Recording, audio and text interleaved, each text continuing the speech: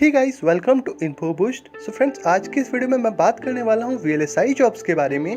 यदि आप कोई फ्रेशर हो और आपको वीएलएसआई फील्ड में एंट्री करनी है तो इस वीडियो को आप पूरा स्टार्टिंग से एंड तक देखो, क्योंकि मैं सारे प्रोसेस के बारे में आपको बताने वाला हूँ कि आप कहाँ से वीएलएसआई से रिलेटेड चीज़ों को स्टडी कर सकते हो और किस तरीके से वीएलएसआई फील्ड में एंट्री कर सकते हो। फ्रेंड, जैसा कि आपको पता होगा कि वीएलएसआई फील्ड में एंट्री करना काफ़ी डिफिकल्ट है, क्योंकि नंबर ऑफ कंपनीज बहुत ज़्यादा नहीं है इंडिया में। हालांकि कुछ स्टार्टअप्स अभी मार्केट में आ गए हैं, फिर भी अपॉर्चुनिटीज़ उतनी ज़्यादा नहीं आती। जितने भी इलेक्ट्रिकल या इलेक्ट्रॉनिक्स ब्रांच के स्टूडेंट होते हैं वो इस फील्ड में जा सकते हैं। स्कोप वाइज काफ़ी अच्छा फील्ड है, लुक्रेटिव पैकेजेस हैं, चैलेंजिंग जॉब है, तो इसलिए काफ़ी लोगों की डिमांड होती है इस फील्ड में आने की। खैर, अब बात करते हैं स्किल्स की जो कि नीडेड होती है इस फील्ड में जॉब पाने के लिए। मैंने दो पार्ट में कैटेगराइज किया है इसको। First is theoretical knowledge point of view से, and second is practical knowledge कितना है आपको। तो सबसे ज़्यादा वेटेज जो होता है वो होता है थ्योरेटिकल नॉलेज का। अगर आपके पास प्रैक्टिकली उतना नॉलेज नहीं भी है, थ्योरेटिकली आप काफ़ी स्ट्रांग हो, तब भी आप किसी इंटरव्यू को इसमें क्रैक कर सकते हो। तो बात करते हैं थ्योरेटिकल पॉइंट ऑफ व्यू से कि क्या क्या आपको आना चाहिए, कितने स्किल आप होनी चाहिए एज अ फ्रेशर किसी भी कंपनी में जॉब लेने के लिए वीएलएसआई से रिलेटेड। बात करते हैं सेकेंड ईयर से, क्योंकि फर्स्ट ईयर में आप काफ़ी कॉमन सब्जेक्ट्स पढ़ते हो तो उससे रिलेटेड उतने क्वेश्चंस आपके इंटरव्यू में नहीं आते। बेसिक क्वेश्चंस जैसे आप सेमीकंडक्टर से रिलेटेड जो पढ़ते हो वो पूछ सकते हैं। मेनली आपके सेकेंड ईयर से कोर सब्जेक्ट स्टार्ट होते हैं, तो उनमें से क्वेश्चंस आते हैं। तो आप network, control system, communication, digital analog communication, then analog and digital electronics, इन सब्जेक्ट्स में आपकी कमांड अच्छी होनी चाहिए। अगर मैं टॉपिक वाइज जाऊँ, क्योंकि सब्जेक्ट वाइज तो काफ़ी डिटेल में हो जाते हैं ये, टॉपिक वाइज अगर जाऊँ तो आरसी सर्किट्स हो गए आपके। आरसी सर्किट की चार्जिंग डिस्चार्जिंग से रिलेटेड आपको काफ़ी अच्छी नॉलेज होनी चाहिए। साथ ही साथ इन्वर्टर, जो कि देखने में बहुत बेसिक लगता है, लेकिन आपको उसकी पूरी फंक्शनिंग पता होनी चाहिए कि अगर इनपुट टॉगल हो रहा है 0 से 1.8 या 0.8 तक, तो किस किस कंडीशन में पीमॉस और एनमॉस किस किस तरीके से ऑन या ऑफ होगा। इन्वर्टर मैं इसलिए बोल रहा हूँ क्योंकि बेसिक सर्किटरी है, लेकिन जब आप इसके एनालिसिस करते हो तो आपको काफ़ी सारे ट्रांजिस्टर के जो बेसिक फंडामेंटल्स है वो क्लियर हो जाते हैं। एनालॉग इलेक्ट्रॉनिक्स में एक और बेसिक से चैप्टर्स जो आप पढ़ते हो, जैसे आप डिफरेंशियल एम्पलीफायर के बारे में पढ़ते हो, उसकी आपको अच्छी नॉलेज होनी चाहिए कि क्यों हम यूज करते हैं over single stage amplifier. And ओपैम के बारे में आपको पता होना चाहिए कि क्या क्या फीचर्स होते हैं ओपैम के, कैसे आप थोड़ा बहुत अगर आपको डिज़ाइन से रिलेटेड भी पता है ओपैम की तो वो प्लस पॉइंट होता है आपके लिए। गेन कैसे डिफाइन करते हो आप, CMRR क्या होता है, तो आपको बेसिक टर्म्स पता होने चाहिए किसी भी सर्किटरी से रिलेटेड। नेक्स्ट अगर मैं बात करता हूँ कंट्रोल सिस्टम की, तो आपको स्टेबिलिटी से रिलेटेड जितने भी टर्म्स होते हैं आप उसमें पढ़ते हो वो आपको पता होने चाहिए। लाइक बोडे प्लॉट हो गया, पोल जीरो एनालिसिस हो गई, तो सेकेंड ऑर्डर सिस्टम्स हो गए, इनकी आपको अच्छा खासा आइडिया होना चाहिए। सिग्नल सिस्टम में आप पढ़ते हो Laplace transform, Fourier transform, signal representation के बारे में कि कैसे सिग्नल्स रिप्रेजेंट होते हैं, उनका आपको ठीक ठाक नॉलेज होना चाहिए, क्योंकि इसकी भी रिक्वायरमेंट होती है। इसके अलावा जो सबसे ज़्यादा वेटेज या सबसे ज़्यादा इंपॉर्टेंट पार्ट लगता है मुझे, वो आता है नेटवर्क का पार्ट। क्योंकि नेटवर्क में बेसिकली आप सर्किट हैंडल करते हो, नेटवर्क को हैंडल करते हो, किस तरीके से KVL KCL अप्लाई करना है, थेवेनिन नॉर्टन, ये आपको अच्छा खासा आइडिया होना चाहिए इसके बारे में। क्योंकि किसी भी नोड पे वोल्टेज करंट आपको पता होना चाहिए कि किस तरीके से आप कैलकुलेट कर सकते हो। तो नेटवर्क काफ़ी ज़्यादा इंपॉर्टेंट हो जाता है। अगर आप किसी बड़ी कंपनी लाइक TI या किसी और कंपनी का भी इंटरव्यू देते हो तो मोस्टली जो फोकस होता है वो नेटवर्क पार्ट पे ही होता है एज अ फ्रेशर, अगर आप इंटरव्यू देते हो कहीं पे।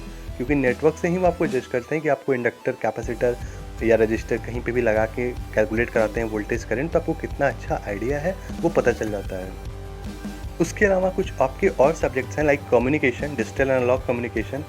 डिजिटल कम्युनिकेशन से मेनली क्वेश्चंस आपके ऊपर थोड़े बहुत पूछे जाते हैं, लेकिन वो उतने ज़्यादा क्वेश्चंस आप नहीं देखते एज अ फ्रेशर अगर आप कहीं अप्लाई करते हो। मेनली आपके जो मैंने सब्जेक्ट बताए, analog electronics, control system, signal system, network, इनसे ही कवर अप हो जाते हैं। लेकिन अगर आपको कम्युनिकेशन से रिलेटेड भी आइडिया है तो आपके लिए एक प्लस पॉइंट हो जाता है। एक इम्पॉर्टेंट सब्जेक्ट और आता है एनालॉग इलेक्ट्रॉनिक की, जब मैं बात करता हूँ तो साथ ही डिजिटल इलेक्ट्रॉनिक्स भी आ जाता है वहाँ पे।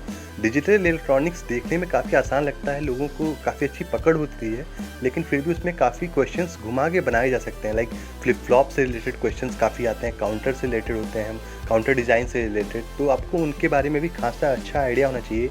लैच फ्लिप फ्लॉप की डिज़ाइन, तो यहाँ पे मेनली क्वेश्चन यहीं से आएंगे आपके लैच फ्लिप फ्लॉप की डिज़ाइन से या काउंटर से हो गए। कॉम्बिनेशन सर्किट को इतने अच्छे क्वेश्चन नहीं आते, क्योंकि उसमें मेनली काफ़ी सारे लोगों को ज़्यादा आइडिया होता है कॉम्बिनेशन सर्किट के बारे में।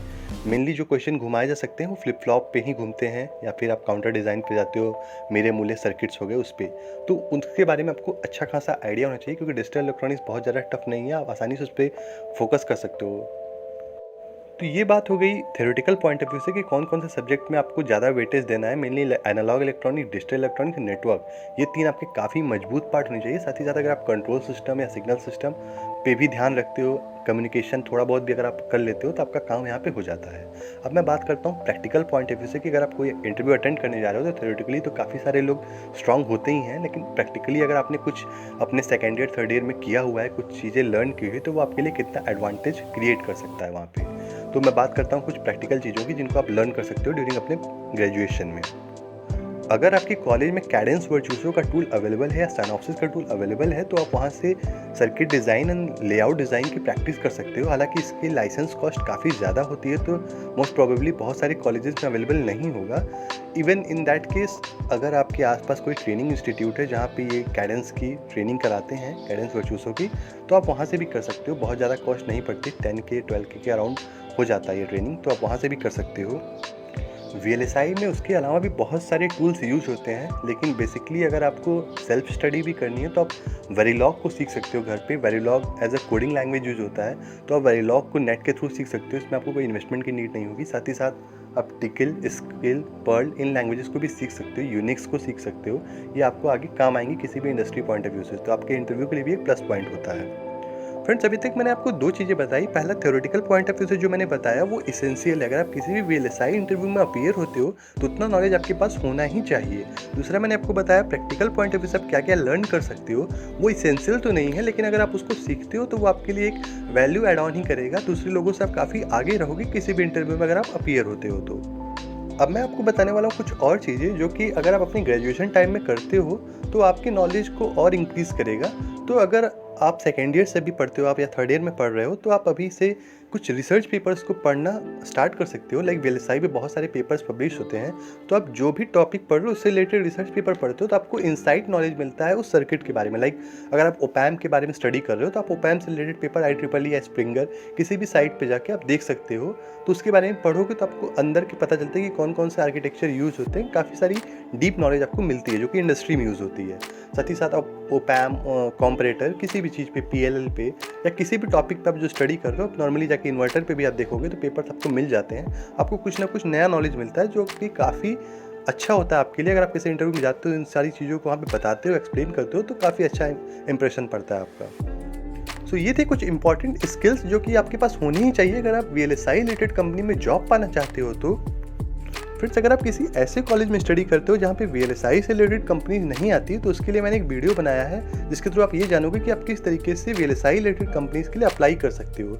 उसका लिंक आपको डिस्क्रिप्शन बॉक्स में मिल जाएगा। साथ ही साथ ऊपर आई कार्ड पे भी आपको जो लिंक दिख रहा है उसके थ्रू आप जाके देख सकते हो कि आप किस तरीके से लिंक्डइन को यूज कर सकते हो जॉब अप्लाई करने के लिए। क्योंकि आपने सारी स्किल्स तो गेन कर ली, लेकिन आपके यहाँ अगर कंपनी नहीं आती तो आप किस तरीके से अप्रोच करोगे, कैसे आप इंटरव्यू के लिए अपीयर होगे। तो ये बहुत इंपॉर्टेंट पार्ट है। साथ ही साथ मैंने एक वीडियो बनाया था इलेक्ट्रॉनिक्स और इलेक्ट्रिकल स्टूडेंट्स के बारे में कि अगर आपको कोर्सेज के बारे में और जानना है कि VLSI के अलावा भी कौन कौन से कोर्सेज आप कर सकते हो, जॉब ओरिएंटेड कोर्सेज, तो उस पर भी वीडियो मैंने बनाई है। उसका लिंक भी आपको डिस्क्रिप्शन बॉक्स में मिल जाएगा, तो उसको भी जाके आप देख सकते हो। फ्रेंड्स, आई होप कि वीडियो आपको अच्छी लगी होगी। प्लीज़ वीडियो को लाइक करें, शेयर करें। अगर आप चैनल पर नए हैं, चैनल को सब्सक्राइब नहीं किया तो चैनल को सब्सक्राइब जरूर कर लें।